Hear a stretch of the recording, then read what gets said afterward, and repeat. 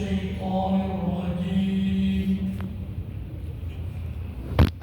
بسم الله الرحمن الرحيم قد أفلح المؤمنون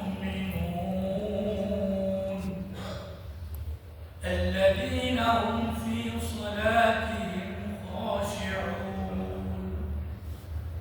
والذين هم عن اللغو معرضون والذين هم للزكاة فاعلون وقال تعالى في آية أخرى وما خلقت الجن والإنس إلا ليعبدون وقال النبي المصطفى صلى الله عليه وسلم اللهم بارك لنا في رجب وشعبان وبلغنا رمضان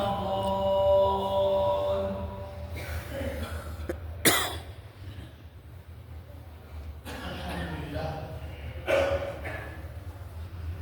আজকের এই ঐতিহাসিক গুরুত্বপূর্ণ মসজিদে মাসিক দারসুল কুরআন কারীমের এই প্রোগ্রামের বিশিষ্ট আলেম জনাব হযরত মাওলানা আব্দুর রাজ্জাক হাফিজাহুল্লাহ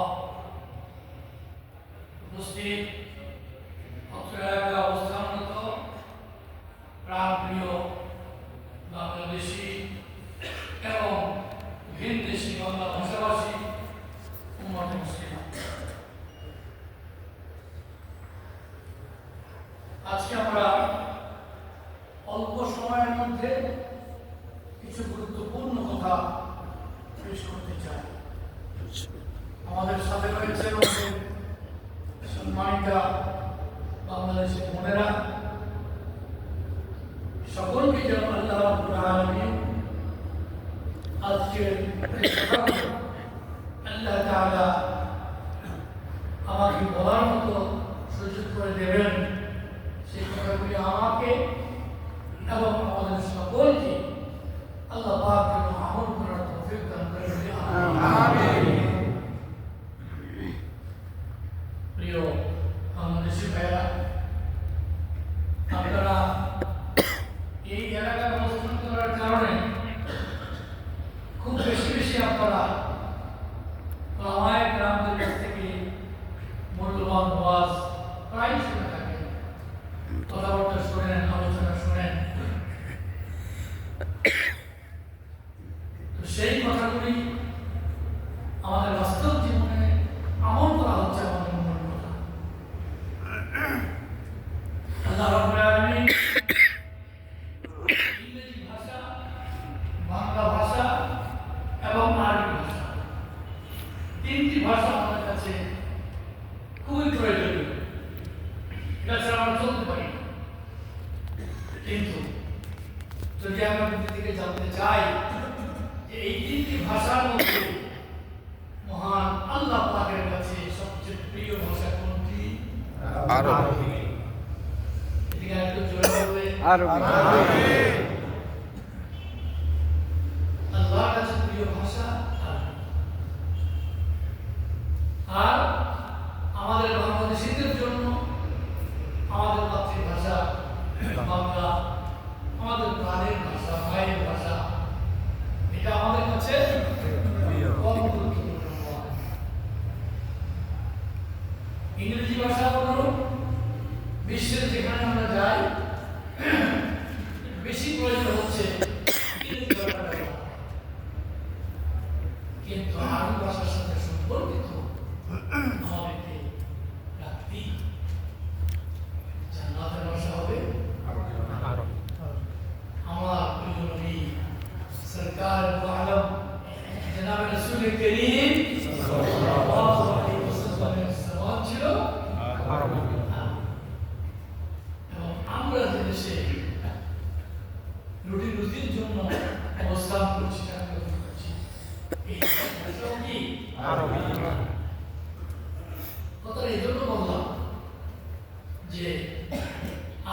মাসের কোন মাসের 9 তারিখ আরবি হয়তো জিজ্ঞেস করলে চট করে হয়তো দিতে পারবো। অনেকে পারবে, অনেকে সচেতন আছে কোন মাসের 9 তারিখ। তো যেমনি ভাবে ইংরেজির উপর খুব বেশি প্রয়োজন আমাদের, অনুরূপভাবে আরবির প্রতিও আমাদের এই খেয়াল ধ্যান থাকা দরকার।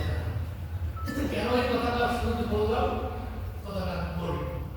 আসলে কোরআনে কারীমে সূরা আল মুমিনুন থেকে আমি শুরু দিয়ে 2-3টি আয়াত তেলাওয়াত করেছি। সেই আয়াতের আলোকে আমি অল্প কিছু কথা রাখবো আমাদের বর্তমান সময়ের জন্য, যেটা জরুরি প্রয়োজনীয় সেবা। আমি কি আশা করতে পারি যে আপনারা আমার সাথে একটু সময় দেবেন? আল্লাহ পাক বলছে قد أفلح المؤمنون মুমিনগণ সফলকাম। কারা সফলকাম? বলে কারা? আর এর বিপরীত যদি বলি যে ব্যর্থ কারা? মুমিনের বিপরীত কি? বেঈমান বলি আমরা, বেঈমান এরা ব্যর্থ। সফলকাম কারা? মুমিন।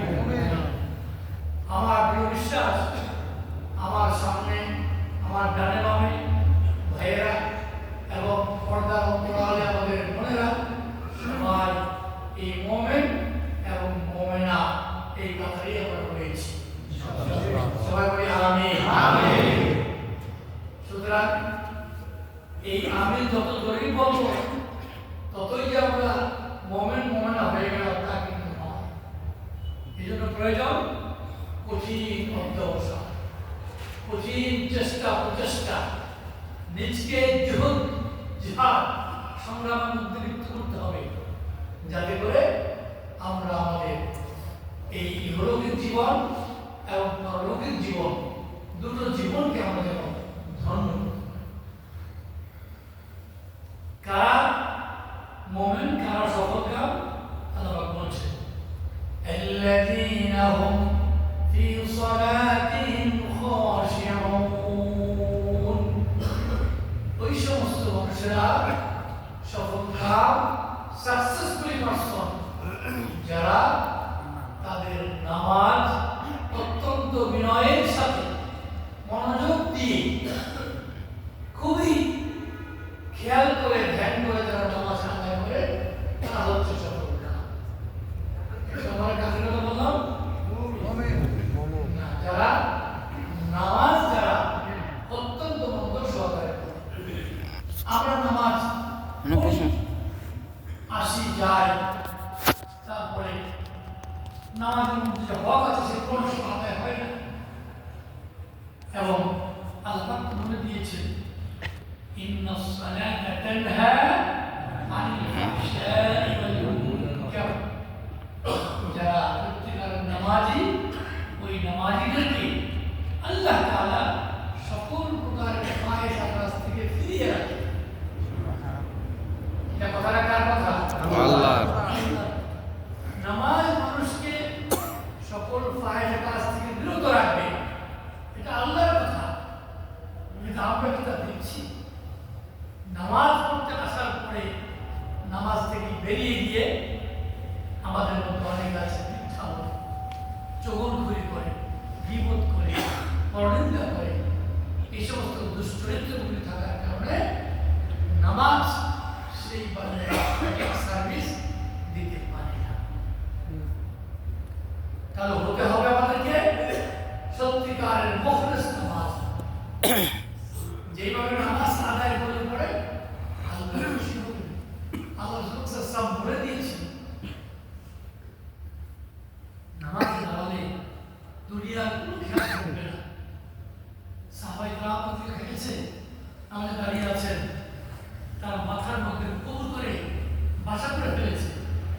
তার মানে তার দুনিয়ার কোনো খেয়াল না, এত মনোযোগকে নামাজ আদায় করতে।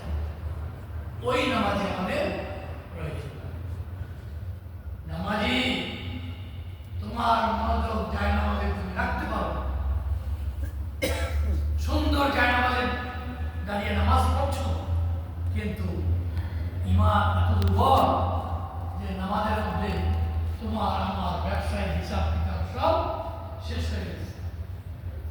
এই নামাজি প্রয়োজন, এই নামাজি সফল কাজ নয়, এই নামাজি ব্যর্থ। আপনারা জানেন যুদ্ধের ময়দানে পায়ের মধ্যে তীর বিদ্ধ হয়েছে সাহাবী, খুব ব্যথায় যন্ত্রণায় কাতরাচ্ছেন, কেউ বের করতে পারছে না তার পায়ের তীরটা। রাসূল করিম সাল্লাল্লাহু আলাইহি ওয়াসাল্লাম গিয়ে বলছেন, ইয়া রাসূলুল্লাহ, আমার পায়ের থেকে তীর বের করতে পারছি না। সে আমরা তো অপারেশনের তেমন কোনো সিস্টেম হচ্ছিল না। আল্লাহ রাসূল সাল্লাল্লাহু আলাইহি ওয়াসাল্লাম পরামর্শ দিলেন, যখন সে নামাজে দাঁড়িয়ে যাবে, যখন আল্লাহু আকবার বলে যখন হাত বাঁধবে, দেখবে যে সে দুনিয়ার সাথে কোনো কানেকশন আছে, তখন টান দিয়ে তোমরা তীরটা খুলে দেবে। ঠিক তাই করা হয়েছে, নামাজের মধ্যে খুলে ফেলা হয়েছে তীরটির।